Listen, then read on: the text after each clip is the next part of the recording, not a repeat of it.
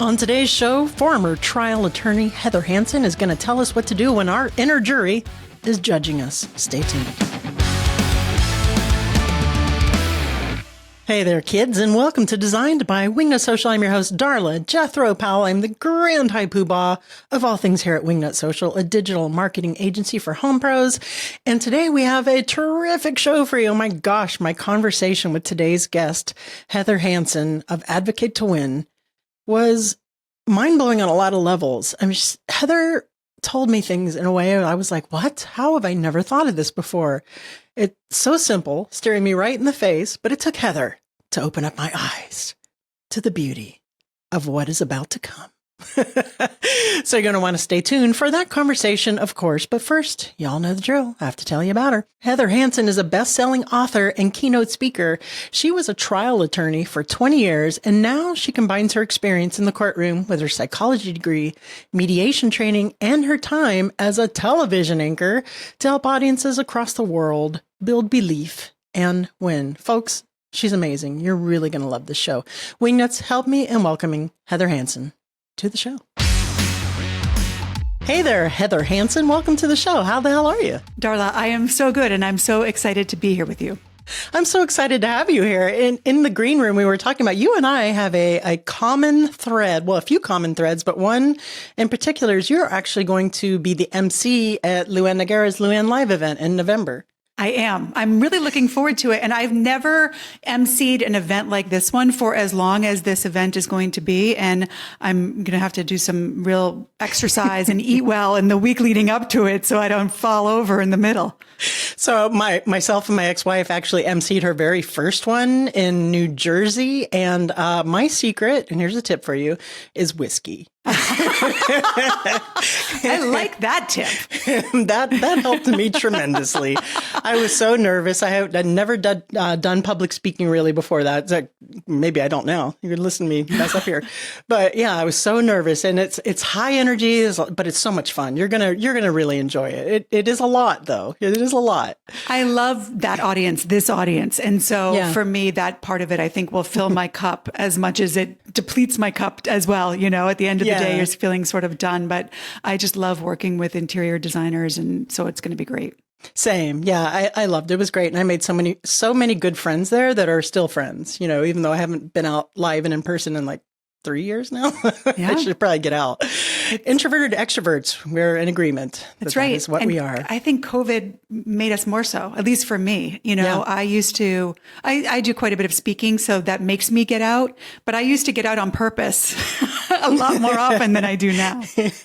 You know, I think you're right. I don't get out a lot. And I think I've gotten spoiled from just working at home and sitting behind my desk and not having to go out in public. And at the end of my episodes, I say, get out there, get uncomfortable and feel great. So it's time for me to get uncomfortable again and get out there and start speaking. Yes, we often give advice that we really need to hear, don't we? Sometimes I catch it. I do catch it sometimes. I'm like, oh, maybe you should get out there. I mean, believe it or not, even after 5 years of doing the podcast, I still get nervous. I still get nervous going in and doing it. So that counts, right? That counts. It does count. It's uncomfortable every time. That does count. But getting out there counts a little more. Yeah. All right, fine. Sorry. All right, Heather Hansen, your company, Advocate to Win. I want to say advocate, but it's advocate because it's a verb, right? That's right. Okay, thank you. Thank you so much for a grammar lesson for today. So today we're talking about self-advocacy, leadership, communication, and conflict. And that's something as interior designers, as small business owners, that we need to learn and we deal with daily.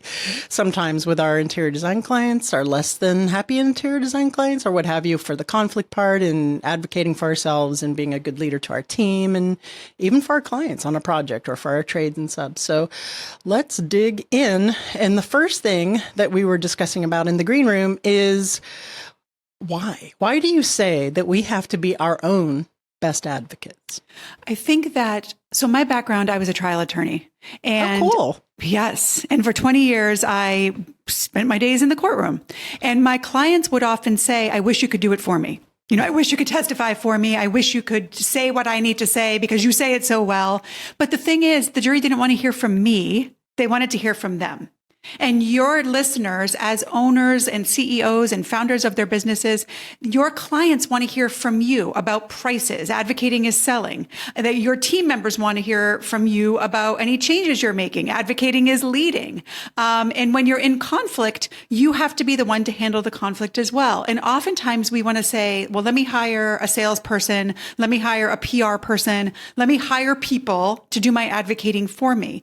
And as you grow, of course, that makes sense. And I'm not saying that's not helpful and necessary, but you need to be able to do it yourself because no one can do it better than you can. You know, the timing of this couldn't be more apropos because I mean, just before we had this conversation, well, I actually went to McDonald's in between meetings here, but that's another story. I had a meeting with my agency coach and we were talking about me doing the sales because I have been doing them for some time. And I was telling him, I don't like doing the sales. I don't want to do the sales. It's just one of those things I just don't like doing so much for a lot of reasons. A lot of us don't like sales. And he said, well, you know, how many agencies out there have someone in doing the sales that specialize in interior design with an interior designer at the helm who can relate to potential clients on sales calls and speak what they, you know, from experience and know what they're talking about. That's, you know, you just get a salesperson in there. That's what differentiates you, you know, right. And I was like, well, yeah. I mean, you know, I do think that there are some people who have salespeople who are very good at it, who understand the business. Oftentimes they've worked with the leader for a very long time and are, you know, sort of an integral and founding member of the business as well. But in general, I mean, Darla, only you know what you're willing and unwilling to do. Only you know whether that person is a connection for you. Only you know your heart's desires and your greatest wants and your needs and what makes you mad and what isn't going to work for you. And so it really is, you know, advocating is selling, and it is a different form of selling. It's a very specific kind of selling, but it is something that you are not well served by trying to outsource until you've really mastered it yourself first. And that makes a lot of sense. And I did have a little bit of relief there when you were saying, I'm not saying you can't do it eventually as you scale. So I was like, I don't know if you heard me. I said, oh, thank God. But I do agree. And even when I was talking to my agency coach, that it makes me a better leader, stronger leader, a better person, more comfortable in my own skin. But I do struggle. I do struggle with self-advocacy sometimes. And I know English is a first language. If you're just listening, I just had my veneer fixed yesterday, so my mouth's still a little swollen. It makes a difference. But I know how important it is, and how important it is, not even as a business person, but just in everyday life, friends, family, for your children, your husband, your wife, etc., and for your own self esteem and value and standing in your space on this world. That's right. Right. So what are some other examples of being an advocate for yourself that you can think of that we need to work on as business owners? Well, it's really everything you just said. So the definition of advocate is someone who if it's a noun, it's someone who publicly supports something. That's advocate. The verb is to publicly support something. The way that I like to talk about advocating is twofold. It is helping people believe what you want them to believe, and it is asking for what you want in a way that makes you likely to get it. And so it encompasses knowing what you want, asking for it out loud and with delight, and mastering the art of the ask. So that means it is part of leading. It is part of parenting. It is part of being a partner. It is part of asking for raises. It is part of asking for promotions. All of those things are advocating. And the better that you get at it and the more comfortable that you get at it, the better you will be at it and the easier your wins will come. It is a skill that no one teaches you. You know, I learned it a little bit in law school. I had my psychology degree before that. And then in the courtroom is where I really learned it. And my superpower was teaching my clients how to get up into the witness stand, turn to the jury, and advocate for themselves and what they did. And when they did that well, not only did we win the cases, but also they would go back to their lives and call me up years later sometimes and say, my relationships have changed. My business has changed because the things that you taught me, I use everywhere. That is amazing. And I don't know if you're aware, but I used to be a cop before I became an interior designer, before I became a marketer. So I'm thinking, how can you what are the steps? What are the steps that you take to teach someone to be a better advocate for themselves? Let's say, I was thinking, when you put them on the stand and they won their case, like, this is why I murdered this person. Let me justify it. I'm just kidding. But what are some of the steps if you're listening and people are cringing, in their core about getting out and standing in their space and being an advocate for themselves, for maybe they're shy, maybe they have social anxiety, or maybe they have, you mentioned you were a psychologist before, you studied psychology before you went to law school and became a lawyer. Maybe there's some issues holding them back. What are the first steps to take to build that strength to start advocating for yourself to get that skill set? It's the most important question, because if you don't believe, they don't believe. I learned that in the courtroom. I could not argue something to the jury that I didn't truly believe. So I defended doctors in medical malpractice cases. If I knew the doctor had made a mistake, I would not argue to the jury that the doctor had not made a mistake. I would argue causation, that the mistake didn't cause the damages, or I would argue damages, that the case was not worth the $10 million that the other side wanted. I had to believe first. Sure. Your audience has to believe first. And that's where I talk about, we all have our juries. They are our clients, our customers, our friends, our family. But the most important jury that you have to persuade is your inner jury. It's the part of you that chooses what to believe. And your inner jury is not there to judge you. Your inner jury is just listening to all the voices in your head and choosing what to believe. So the work that I do with my people is starting with that inner jury and helping the inner jury, the person, to believe my thoughts have value. My ideas have value. My designs have value. And once they are strong in that belief, and it's not, it's fluid.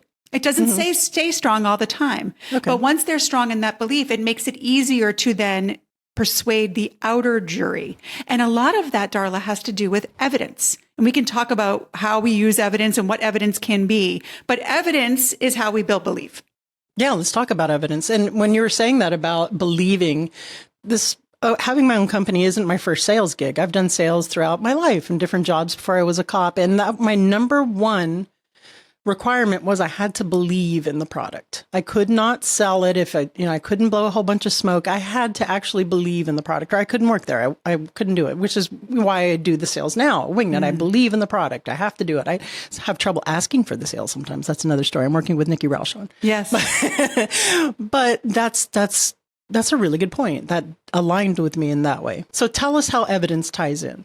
So one of the things when I work with clients one-on-one, one of the first things I do is I send them a journal, and it will have on the front Darla's evidence journal. And every day I will ask my client to collect and create evidence of what they want to believe. So, for example, if I want to believe that my product, that my price is, my value of my interior design or the proposal that I'm making is a certain number, I want to believe that, then how can I collect and create evidence that it is that valuable, that it actually is a good number? I can collect evidence by looking on the internet what other people are charging, what other people are charging for similar rooms or similar designs. I can collect evidence about what I have charged in the past and what people have said about what I've charged in the past and how much value they've gotten out of it and the testimonials they've given me. And that's the collecting piece. And so every day I will look for something that supports the belief that the price I have put on this thing is appropriate for the value that it is providing. I will also work to create evidence by actually talking to people as you're doing and putting that number out there and seeing what their response is. Creating evidence is a lot more risky than collecting it. Collecting is a little bit more passive. You're looking around you or in your past. Creating it is actually going out and doing the thing. But every day you want to find things that support the things you want to believe. And it's some days, I work with a lot of women who are switching careers and or returning to work after having been in raising children. And they will say, I don't have any evidence that I'm good at this thing. And we have to look for transferable skills. We have to look for, well, you might think that you don't have any evidence that you're good at sales, but you were a trial attorney for 20 years and you sold your cases to the jury. And that is evidence that you're good at selling something, just not in the same way. So what I call it playing with the evidence. Everything is evidence.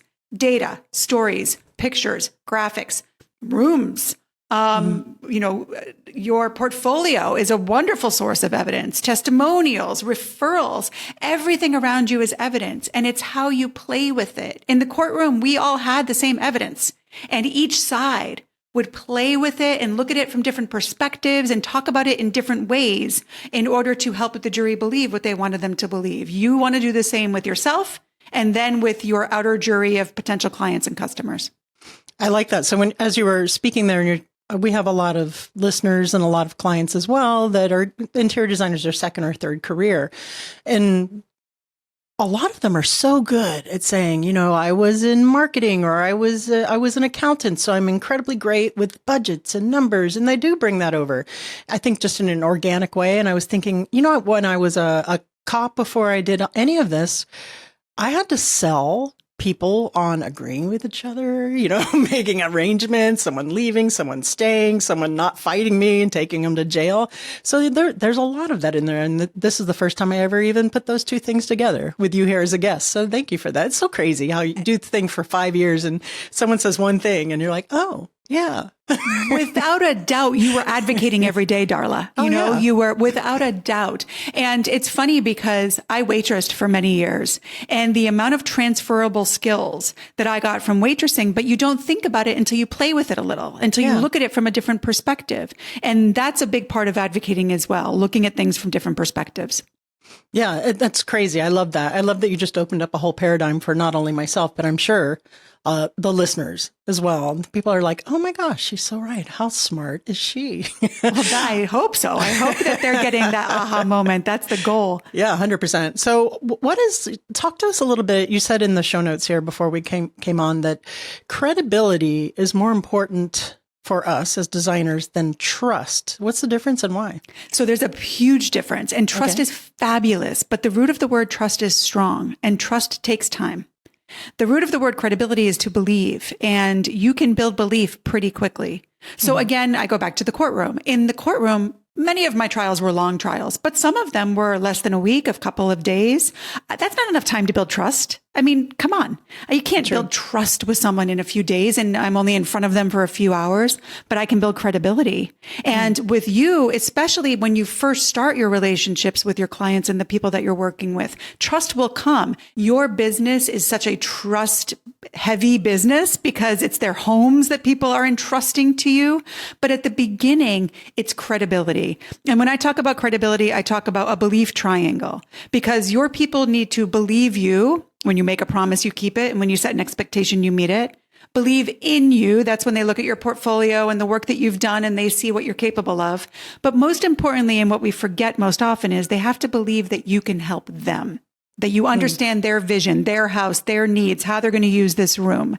And when you have all three, you build credibility really quickly. And then that can turn into trust. How is it that we're advocating for ourselves to relay to a client that we can actually help them with the thing? Is it just the synergy of the portfolio and our work and our online, or is there a certain way that when we're actually in front of the carbon-based life form potential client that we're comporting ourselves, things that we're saying? Do you have any examples? Or? Yes. Okay. So this is my favorite thing to talk about because it is really about seeing the world from their perspective. Okay. And so I'll give you a few examples. Sure. And again, I'll go back to the courtroom. My cases were medical malpractice defense cases. And so and the other side would always go first. And when they got up and they turned to the jury and said, this is a case about osteomyelitis, I saw the jury's eyes glaze over. And there's a saying in the courtroom that if you say one word that the jury doesn't understand, they don't even hear the next 10 words you say. Oh. And I saw that happen. I saw the jurors. I could tell that behind those glazed over eyes, they were thinking, what the heck? I should not be here. I know nothing about medicine. I told these lawyers I know nothing about medicine. I should be home with my kids. I should be at work. This guy doesn't even understand that I'm not going to get it. And they're gone. And then I would purposefully get up, Darla, and say, this is a case about a bone infection. And suddenly they'd be like, she can help me do my job. And you in the interior design business, you have your words that your people don't understand. Yep. So it's just the words that you use. You also have what's called the curse of knowledge. It's an idea that sometimes you know things so well that you forget what it's like not to know them. Yep. When you can overcome the curse of knowledge, and it's a skill, but when you can do that and speak to the people in front of you in terms that they understand and that resonate with them, you will see your sales and your client customer satisfaction go way up because you are connecting. It is truly seeing things from their their perspective and speaking to their concerns instead of your own. I love that you said that, because we have some clients when we bring them on for clients at Wingnut Social, we're a digital marketing agency for interior designers who insist, and if they really want to, that's fine, on using the vernacular around interior design or using the technical terms around interior design. And our strategy, for the most part, 99 out of 100, is to bring the language down into terms that their potential clients can be comfortable with, understand, and picture themselves in the service. So that you're right. That is important. And we do that. I didn't even know we did. And that's one of the many reasons that you're so successful, Darla, is because it is oftentimes, so I coach a lot of women, and many times what I see is the people who want to use the big words need some inner jury help, need some belief in themselves. And they're relying on those big words to build that belief rather than relying on some of the other things like the evidence and the stories that they tell themselves, because they think, well, isn't that where my credibility lies? I know I once worked with an architect who was really insistent on using a lot of jargon. And it was only when she finally believed that it wasn't going to do her a service, and she started changing the way that she talked to her people, that her entire business changed. Yeah, and I love that. And I hope that if you're out there listening to this, that really struck home with you, because that's so important, because it's not about you, and living up to that certain, whatever it is that you think in your head that you have to live up to, like with the inner jury voice, or, what you were talking about. It really is about how can you be of service to them and putting yourself in their shoes and making them comfortable with what you have to offer. I love it. I'm glad that you put it in that way. Again, another paradigm shift. So, all right. So in practice, I love the idea of doing the journal and building the evidence and everything. This is terrific, terrific stuff. So when we are in front of a client and we're advocating for ourselves, let's say we have a client that maybe not everything's going the right way, or maybe everything is going the right way, but they just happen to be a particular pain in the client. How do we stay composed under those circumstances, still advocate for ourselves, but, still maintain a client relationship? Or are we just saying, bug off? Well, bug off is the last resort. So in my, I have 2 books, and in my second book, one of the chapters is on argument. And I always say argument is the last resort, because you very rarely persuade someone to change their mind by arguing with them. The best time that argument is appropriate is when there's a third party deciding the issue. So if you are against another firm and you're sort of competing for the work, you might want to argue with the other side's contentions or with the stories they're telling, because it's a third party deciding. But when you're talking to a client, argument and saying bug off is the last resort, because chances are it's not going to end well. You want to start with what we've been talking about and seeing it from their perspective. One of the things, there are so many opportunities to see things from others' perspectives, see evidence from other perspectives, see arguments from other perspectives, and it makes such a difference. So I often have people, when they are in conflict, and I put this in quotes, with their clients, to do an exercise where they write out the story where they are the victim, which is how we often see ourselves when we are in conflict. And then I ask them to write the same story of the same facts and make themselves the villain. And then I ask them to write the same story with the same facts and make themselves the victor. So it's the villain, victim, victor exercise. Because when you can see where the other person might see you as a villain, it makes you a little bit less angry. It makes you a little bit more empathetic. It changes your energy completely. Angry energy is really not usually very compelling. And it allows you to find more ways to sort of meet in the middle. I also, though, know that that's, first of all, very hard in the moment. Right. And there are times when you still feel as though this isn't fair. They're not seeing the things the right way. They're not treating me fairly. And one of the things that has been coming up time and time again in the membership that I run is, what do I do when my voice raises? Or I start talking too fast, or my voice gets all breathy because I'm feeling all angsty inside, or God forbid, Darla, I start to cry. That's like, oh my God. And I am a crier. And so when I get mad, I do cry. When I get frustrated, I cry. And so in those moments, there's 2 things. One is to recognize that shaky voices still win trials. Crying voices still win trials. And so it's not the end of the world. And sometimes it's actually, Depends on the situation. But sometimes it serves you to show that vulnerability, to show that you have feelings, to show that you're emotional about something. So that's number one. And the second thing is I use breathing exercises to get myself in the moment, to make sure that I am, really breathing deep. There's something called Jinshin, which is an ancient Japanese art of acupressure, where you grab your thumbs and apply some pressure that sort of calms you down. And those are some things that I will do in those moments of conflict so that I can take a step away and maybe later do the victim, villain, victor exercise and gain a different perspective. I was going to say, if you're on a site and a client comes to you and you're having a little bit of a conflict, excuse me 1 second, write out your little stories.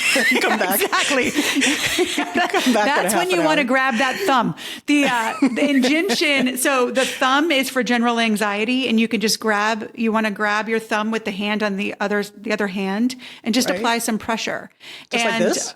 Yes, exactly like what you're doing. And you can do it on either side. And there's nerve endings in the thumbs that correlate to anxiety, which has always made sense to me because I was a thumb sucker. And so I was like, well, that's why I sucked my thumb, because all those nerve endings. And what's interesting, I'll just finish the Jinshin story because people enjoy it. Every finger has different meaning in Jinshin. So the pointer finger is for fear. The middle finger, quite appropriately, is for anger. The ring finger is for sadness. And the pinky finger is for trying too hard, and they spell out fast. So thumb is general anxiety, and then it's fear, anger, sadness, and trying too hard. And I don't know if it all works. Like, I'm not totally versed in Jinshin, but I know it slows me down. It brings me back to awareness. It allows me to recognize that I am in my body and in this moment, and that sometimes will calm the breathiness and the tears in my voice and the raised voices. Well, if you believe it works, right? Totally. That's exactly right. Yeah. If you believe it works, it works. I'm going to start trying that. I do the Navy SEAL breathing technique. I don't know if you're familiar with you inhale for 4, whatever count, then you hold it, exhale for the same amount of count, hold it at the bottom. And that helps me a lot. I did that a lot at the dentist yesterday. Yes. I was shaking in the chair, but it helped. It did help calm me down. For sure. Heather, is there anything that I've forgotten to ask you on this fascinating subject that you think the audience needs to hear before we get into the What Up Wingnut Round? No, I don't think so. I think that as long as the audience understands that this is a skill that you can master, just like any other. And when you do, everything gets a little easier. Leading, selling, dealing with your inner thoughts, it all gets just a little bit easier. I love it. Oh, and if you want to see the thumb exercise, make sure you go over to YouTube to watch us on Designed by Wingnut Social. Then you can see this amazing Jinshin's thumb exercise, and you'll be healed in seconds. All your problems gone. That's it. You'll win the lottery as well. All right, Heather Hansen. Now I have to ask you: are you ready for the What Up Wingnut Round? I am. What would the hashtag on your tombstone be? Build belief. Very excellent and apropos. You're stuck on a deserted island, but you can have your one favorite food forever. What is it? So this one I was really torn on, but I'll have to say perfectly ripe, has to be perfectly ripe peaches. Oh, that's a nice choice. I like it. But if they're not perfectly ripe, they're mealy and terrible. I mean, they're either perfect or they're no good at all. So they have to be those perfect ones. Well, this is whatever we want. So those conditions can be met. There's no issue with that. I like that. I do like a nice peach. That's nice. Last but not least, please recommend a book that has impacted you either personally or professionally. To Sell is Human by Daniel Pink. To sell. Okay. Why? Why has that affected you? It is Dan Pink has a background as a lawyer as well. And he talks about how everything we do is selling. And I talk about how everything we do is advocating. But it very much, when you were talking about when you were a cop and you were selling things, that's the premise of that book. And he's a fabulous writer. It's an oldie, but a goodie, and your audience will love it. Okay. I'm going to definitely check that out. Do you know if it's on Audible? It is. Okay. Perfect. Right up my alley. All right. Heather Hansen of Advocate to Win. Please tell us where we can go to find out more about you and your awesome sauce services, and we'll call it a day. advocatetowin.com. And I do have there, if you go there, you will find a tab for the membership. And I started a membership this summer. So we still have the founding members going on. So it is a monthly membership. There's a group of phenomenal women in there. We meet every week. I provide courses and content, and it's a great way to learn to advocate at a lower price point than my one-on-one coaching. And that's at advocatetowin.com. Yes. I think you're going to get some takers for that. This would has been love that. an amazing episode. Heather Hansen, thank you so much for joining us. Darla, thank you for having me. All right, Heather, thank you so much for joining us, and good luck at Luann Live. That thing is amazing. And if you guys haven't signed up for Luann Live, go over to luannigera.com. I'm sure they're still selling tickets. I believe the event is in November. I've been to them. I've emceed them. It's jam-packed, incredible. And I went to the very first one, so I can only imagine how much more in depth and involved and better that they are now. I will not be there this year, but I will be there again in the future, hopefully, if Luann doesn't kick me out or tell the bouncers to stop me at the door. I would love to go back, but it's just not going to happen this year. But I would go again after that, really quickly. Just this year, I have a conflict. So good, so invaluable for your business. It's an investment well spent. And you can see Heather, my goodness, she's going to MC and pick her brain. Don't you want to pick her brain? Head on over to advocatetowin.com and take her up on her group, on her coaching. Goodness gracious, she really impressed me. I like her a lot. Luann and I are friends, so I even sent Luann a Voxer. If you know Luann Nigera, you know that's how she communicates via Voxer, and said, my gosh, where'd you find this lady? She's amazing. Good. Congratulations on getting her to MC your event. Anyway, I'm already fangirling. Big fan, Heather. Thank you so much for joining us on the show. Guys, head on over to Advocate to Win to check out Heather and all the awesome sauce she has going on. Thank you so much for tuning in. Remember, if you want to see the thumb exercise, here we go. I'm talking to my YouTube audience.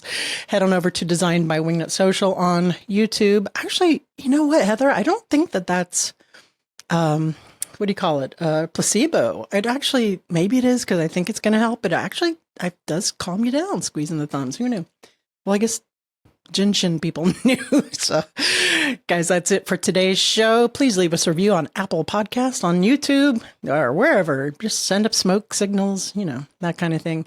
And remember to tune in next week. I know we've been a little slack on the Monday mini-sode for the mini news sesh. I'm just taking a little bit of a break in the summer while it's slow and giving myself a little bit of bandwidth. But they're coming back. Don't worry. I'm just slowing down a little bit. So if you're like, where the hell is my mini news? They're coming back.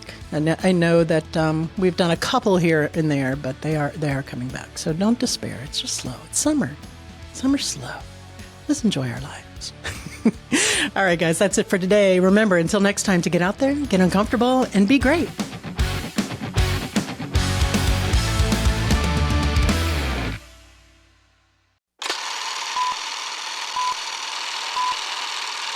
Yeah, I used to, I'm getting off, I'm hot flashing here, so I'm going to have to open up the door. Hold on, this is an edit. She was a trial attorney for 20 years, and now she combines her experience in the courtroom with her psychology degree, meditation training. Yeah, wait, where was I going? Sorry, edit. Sorry, Nicole.